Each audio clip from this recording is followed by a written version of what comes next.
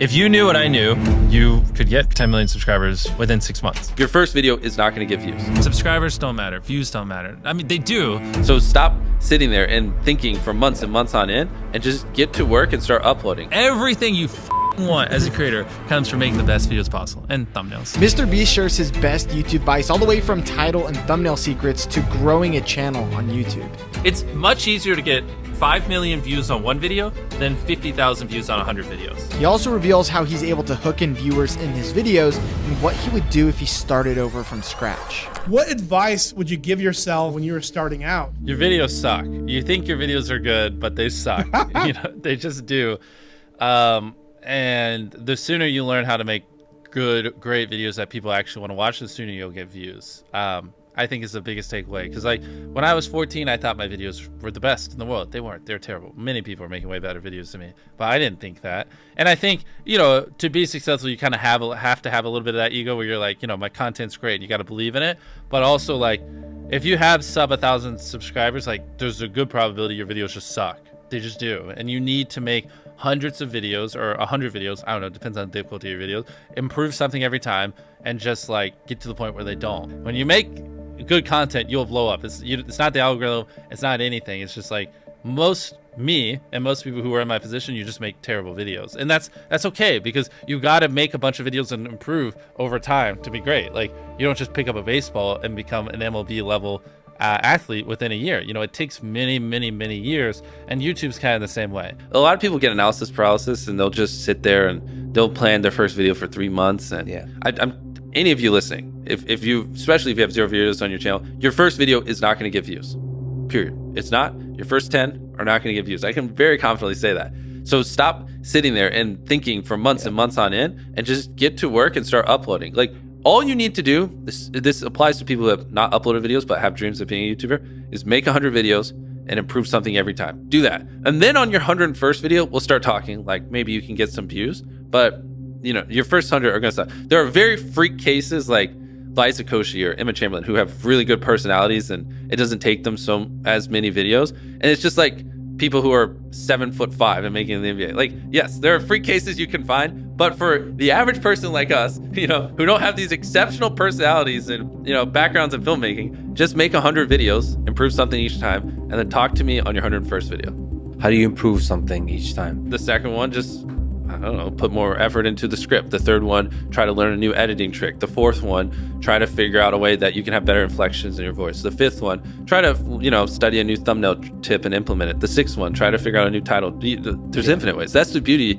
of content creation online. There's literally infinite ways, from the coloring to the frame rate to the editing to the filming to the production to the jokes to the pacing to every little thing can be improved, and they can never not be improved. There's literally no such thing as a perfect video. What YouTube wants is they want people to click on a video and they want to watch it. Like at its core, that's what it is. Now you can like draw little lines and go as deep as you want into how to get people to click and to how to get people to watch. I mean, essentially by studying the algorithm, you'll learn that you're more studying human psychology, right? What do humans want to watch? Anytime you say the word algorithm, just replace it with audience and it works perfectly. Like the algorithm didn't like that video. No, the audience didn't like that video. Literally, that's it. If people are clicking and watching, then it gets promoted more. And that's literally all the algorithm does, is reflect what the people want to a T. And if you deny that, you just make terrible videos and are trying to find a scapegoat. What makes for a good title? Short? Not just short. It's also, if someone reads it, are they like, do they have to watch it? Is it just so intrinsically interesting that it's just gonna with them if they don't click on it? You know what I mean? Ideally, it's a title also that, you know, because the titles don't live in a vacuum, right? So it has to lead into the content. So ideally the title represents content that you would want to watch for 20 minutes. So if it's a 20-minute video and the title is I stepped on a bug, the click-through rate is going to be much lower than if it was like a 5-second video. Like even nuances of the length of the video based against the title will affect whether people want to click it, because sometimes they just don't add up. I mean, it's that, yes, ideally you want it below 50 characters, because above 50 characters on certain devices, you run the chance of it going ... So like I took a light pole and I saw how many dollar bills I could stack on top, and they would just go ... because it's too long and it can't finish it. And that's the worst thing, because then people don't even know what they're clicking on. And so it's going to do even worse. Short, simple, ideally, and just so freaking interesting they have to click. And it is a good segue into the content, and it represents the length of the content. The more extreme the opinion, typically the higher the click-through rate. If you can like pay it off in the content, then it just supercharges it. So like, Oh, so you have a kind of estimate of the extreme. here, like this water, right? You're like, Fiji water sucks. Yeah. That would do fine. But if you said Fiji water is the worst water I've ever drank in my life, Yeah. way more extreme opinion would do way better. But you have to deliver. Yeah, but then you have to deliver, because the more extreme you are, the more extreme you have to be in the video. I heard you guys talking about autoplay on YouTube, Yes. and I've never considered it. I've always thought about the thumbnail, but now on YouTube, videos automatically play. Of course. So before you film a video, what is the thumbnail? What is the video? And then what's the first 5 seconds? And then what's the first 30 seconds? You know, by the first Yeah. 5 seconds is like goes with the thumbnail. Because it's possible that people open YouTube and They don't see it. They don't Especially even see the for thumbnail. us, because like for so many people I've watched hundreds of our videos, when I upload, I am first on your homepage. So like you just literally don't even see the thumbnail because it autoplays so quickly. So like the thumbnail is irrelevant. I have to like visually convince you to click on the video. Wow, that's so interesting. Yeah, that's why we go so hardcore. Dude, that's so crazy. So do you consider also captions in those first 5 seconds? Because Of people course, aren't all of watching it. with Yeah, audio. everything. Yeah. Everything. Yes, 100%. Wow. So those first 5 seconds, that hook is now even more important than it ever used to be. Oh, 100%. Yeah, before it was important because you had to convince people to watch. Yeah. Now you have to convince people to click and watch at the same time. Whoa. With the first 5 So seconds. that's driving CTR now too. Yeah. It is Interesting. 100%. Wow. I roasted a lot of people who like have boring first 5 seconds. It's brutal. Your title and thumbnail set expectations, and at the very beginning of the video, to minimize drop off, you want to assure them that those expectations are being met. If you click on a video where, you know, of his, where it's like, Tether is a scam, and then at the very beginning he starts talking about literally anything else, then you are like, oh, this is bullshit. This isn't what I clicked on. But if at the very start of the video you go, Tether is a scam, and I'm going to teach you why, then it's like, okay, you match the expectations. So at the very beginning, match the expectations, and then you want to exceed them. So you want to assure people that what they clicked on is what they're getting, and then blow their mind and be like, but you're also getting even more. That's how you lower drop off, which a lot of people, sometimes it takes them like 20 seconds to really meet the expectations. And so you lose, like, that's where you're going to lose everyone. Everyone's videos start like this, and then it levels off. So you want to reduce the amount of people that click off on the audience retention graph. I hope you're popping up graphs while I'm saying this, so it's easier for people to visualize. We really should drill this home because like the number one thing is like retaining as many people as possible at the start. Because like envision a chart where you lose 35% of your viewers in the first 30 seconds, and then envision one where you only lose 20%. That's 15% more people that are watching, you know, throughout the video than not. And it's not like you made the whole video like a bunch better. You just had a more strategic intro that hooked them. I'm struggling to put this into words and like to really impose how important that is, but like that 15% difference in viewership really does make the difference between hypothetically like 2 million views on a video and like 10 in my head. The thing people undervalue the most is literally the first 10 seconds of the video. Like, Yeah. I think I can quote it. I tied up an FBI agent and I have $100,000 in this bag. Here's a knife. Good luck, and I just run away. Like, it gives you everything you need. Yeah. No wasted words, short and concise, and then tension. You basically want to remove every dull moment. You probably want to find the 10 most critical people you know, make them watch the video and just roast it. You know, certain things like if I just talk to a camera for 10 seconds without a cut, like a lot of people will just like get bored or they'll lose interest. So like having a B cam and a C cam and just, you can just talk for 10 seconds, but 3 seconds in cutting to a B cam and then a C cam. Like now it's more interesting, even though it's essentially the same thing and not that crazy. But you want to have good pacing, typically having a payoff at the end keeps them, right? Last leave circle wins 10 grand. If there is a low moment halfway through, you're going to watch to the end because you want to see who wins the 10 grand. So having a good payoff at the end. How do you keep viewers watching and, you know, happy with the video? I would say just give them why they clicked, tell them why they should watch, and then just stick on topic. Like that right there isn't even super complex, but that would already put you in the upper echelon of YouTube. It's hard for a lot of people. People, for whatever reason, like they just drag it out. A lot of vlog channels do it. It's like eating $100 ice cream, and they'll be like, I'm gonna eat $100 ice cream. But first, and then it's like earlier in the day, and it's just stuff that has nothing to do with what you clicked on. It's like them birthday shopping for their mom. And it's like, that's not why I came here. Now, if you're looking to grow your YouTube channel, I gotta tell you about this before we get into the rest of MrBeast Genius Advice. And that is that we at Think Media are doing a free YouTube challenge to help you grow your first 1,000 subscribers on YouTube or make your first $1,000 on YouTube. To sign up for free, all you have to do is go to tube1kchallenge.com or check out the link down in our description. During this free challenge, Sean Cannell, the founder of Think Media, is going to be showing you guys how to grow your YouTube channels and make money online with YouTube. So click on the link to sign up today or to check out when our next challenge is going to be. Okay, let's get back into the video. What's interesting is the longer people watch something, the more likely they are to keep watching. So you don't have to try as hard in the hypothetically back half of a video as you do in the front. Like even right now, we're so deep into this where a lot of people listening are probably just going to keep listening relatively close to the end unless we just have a really boring part of this conversation because they're just in it. They're immersed. And so a big, like, to really boil it down to a simple level, you just want to get people where they're immersed in the content and then just kind of hold them there. The thing is, it's all knowledge. It really is. And like every time I say this, people debate it to the end of time on Twitter, but I don't care. Like I could start a new channel tomorrow with not using my face or my voice, like without ever promoting it. And in 6 months have 20 million subscribers. I just could. Yeah. It's purely knowledge. Like if you knew what I knew, you could get 10 million views a video and you could get 10 million subscribers no matter where you are right now within 6 months. It really is just knowledge. And I can already tell you 90% of the people watching, they don't agree with that. They don't. And everyone has excuses and they're always like, nah, YouTube just doesn't work like that, Jimmy. You don't understand. But I mentor a lot of people. I see it even to this day. I still see it all the time. It is possible. It is simply knowledge. And the second you accept that it is knowledge and you start your, for me, 10,000 day journey of learning, for you, whatever it is, if you want to be less hardcore, and like actually figuring out, you know, what makes a good video, what does my audience want, how can I elevate? And then you take that knowledge and you just assume that I will never understand what the perfect video is. And every single day I just need to be devoted to learning as much as possible and improving as much as possible. And I got to improve every video as much as I can. Then there you go. There are tons of viral ideas that people can do that don't require money. It does not require money to go viral. Like at one point, one of my most viewed videos was like spending 24 hours in a desert.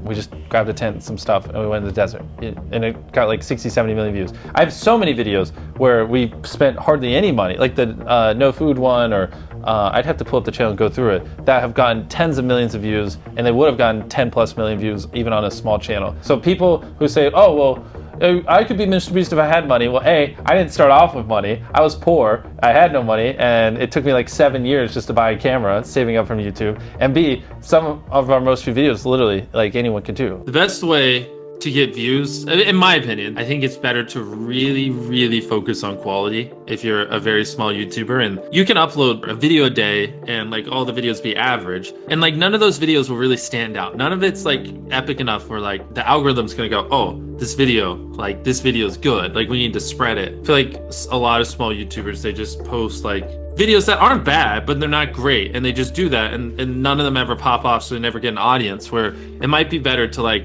you know, upload half or a third or even like a fifth of the videos, but make the videos you upload so freaking good that like the algorithm has to promote it and that, you know, it has to find audiences for it because it's such an interesting and good video. When you like set a consistent schedule and you're constantly having to upload videos that aren't as good as you'd like because you got to hit, oh, this Monday, I said I'd upload every Monday, you know, like that's a dangerous trap because then, you know, the viewers notice that the quality isn't as good and it makes them less likely to watch. And I think it hurts your longevity. A lot of times people, oh boy, it's like they think their videos are better than they are, honestly. And tell them, Jimmy, tell them. I mean, they do. And you have to that, and they have horrible friend groups because you really are like the type of YouTubers you hang around. And so like a lot of times I'm just like, what you're saying is wrong. Who told you this? They're like, well, this guy. And it's like, well, they're wrong. It's not true. There's no such thing as a perfect video. Like someone should always call you and shit on your video because it could be better. Like that's because imagine if someone does that every video and you upload hundreds, if not 1,000 videos over the next 10 years. And every single time someone's critiquing you and you're applying what they're critiquing. Like imagine the compound effect over that time span. It's invaluable. People think it's like, oh, well, it's all like CTR and stuff like that. But a big thing that everyone underestimates is it's, what was your experience with your last video? If people loved the last video of yours that they watched, they're more likely to watch your next one. For the YouTubers watching this, when people watch your video, they go, okay, that was good, but like that's enough of you for the day. Like it was all right? Whereas what you want is them to go, holy crap, that was crazy. Oh my God, what's that? Holy crap, that was crazy. Oh my God. And they watch 10 videos. That's what you're going for, that data can't describe. And like, I've never heard anyone talk about that, but that is it. That's how you get these high view counts because people watch 10 videos, not one, you know? It's okay to draw inspiration from me, but just don't do what I do to a T. It's not like Yeah. $1 versus blank. Yeah. I'm the first person to do it. But I just, you know, saw that format and I was just like, how can I do that 100 times better? Right. How can I put 100 times more creativity into it? How can I level up the editing by 100 times? How can I spend 100, blah, blah, blah. Yeah. And that's always my mindset. How can I, like, if I get inspired by something, how can I do that but 100 times better and make it my own? Whereas a lot of people are just like, oh, MrBeast did that. I'm just gonna do it. Yeah, how do I make a good thumbnail? How do I get people to click my video? You want it to be simple. You want them to be able to, like, when they're scrolling through their suggested or homepage or whatever touch point, you want them to instantly be able to understand what you're conveying. And you want them to feel some type of emotion, you know what I mean? The way I like to phrase it is you want to make it so interesting or spike their curiosity or whatever emotion so much that, like, if they don't click it, they'll wonder, you know, when they're before they go to bed, like, what happened? You know what I mean? Like an example would be like if you uploaded a video, I rode a skateboard with 1,000 other people on it, and like people are falling off the side or whatever. And I'm envisioning like a giant skateboard and people like hanging on the side of it. Maybe it's like about to go off a big ramp. If you don't click that, you're gonna like be so curious. It's gonna be on your mind, you know? Later in the day when you're daydreaming, you're gonna think like, what happened? What happened to those 1,000 people on that skateboard? That's kind of the mindset I think you should have when making thumbnails. How often do you change a thumbnail on a video? Is that something, do you usually just stick with one or you try different ones? Well, I think we get better at making thumbnails every year. So it's more, when I upload a thumbnail, I usually think it's good and I don't change it most of the time. But what happens is like 3 years later, I look back and I'm like, oh, that's a horrible thumbnail. And so it's usually like every 2 years, we just go back and update a lot of our older thumbnails just because they're terrible. Just with like the new knowledge we have and what we've learned. And funny enough, that actually usually does help quite a bit when we update the thumbnails on old videos. They usually do see a little bit of an uptick because they're just, you know, if we take an old thumbnail where it's like seeing if whatever, like 100,000 magnets can stop a car, and it just looks terrible. And then with the new stuff, I know we zoom in a little bit so it's a little more visible and make things look better. Then magically it starts doing a little bit better because now people actually understand what it is because I'm not as much of an idiot anymore. In 10 years, YouTube's going to be bigger than television ever was for culture, in America at least, in my opinion. And so I think a lot of people underestimate that, and I don't think people really understand just how, like, to be one of the top creators on the biggest social media platform, and that will also be the biggest in 10 years during that whole time, like the amount of value and how crazy that is. Like, you don't need a network, you don't need you know, to go through people. You just are. You can do whatever you want, and you can influence people how you want. It's just wild. It's mind-blowing, and you can leverage that to build businesses or, you know, like do things like Beast Philanthropy or whatever. I think like people don't realize just how much influence the top YouTube channels have. No one's ever gonna do what I do better than me. Like, it's just not. It's not even humanly possible. Like, I reinvest every penny I make. Yeah. I work every hour I'm awake. I devote every atom in my brain to solving this. I hire the best people on the planet. I've been doing this for 14 years. And I think in decades, not years. So I'm going to be doing this for another 20, 30 years, not 2 or 3. So no, the next me isn't going to be me because no one's going to do what I do better than me. It's not possible. If I thought someone was doing better than me, I'd just start sleeping less so I could work even more. Like, I'd figure it out. I don't give The barrier to entry to be you is extremely high. Yeah. Right? Especially where you're well, at it's just now. because I'm all in. I'm crazy. Like, people shouldn't be me. I don't have a life. I don't have work-life balance. My personality, my soul, my being is making the best videos possible, entertaining my fans as best as I can. Like, that is what exists on this planet. And I don't recommend it. You know what I mean? Like, you should have work-life balance. You should not devote your entire life to this one thing. Like, go have fun. Like, you know, I'm miserable a lot of times. I have a mental breakdown every other week because I push myself so hard. Like, I don't recommend it, you know? What do you think gets us to 1 million subscribers? Well, subscribers is an arbitrary number. Okay, so a million views of video. No, you should ask me, what helps us make the best videos possible? That's the only question you should ask me. Subscribers don't matter. Views don't matter. I mean, they do, but all that comes. Everything you want as a creator comes from making the best videos possible and thumbnails. But it's easier to, you know, make thumbnails. The video part's the hard part, and that's the thing that you're known for. Ask, how can I make my videos better? Do that every single day for years, and then you'll probably get views.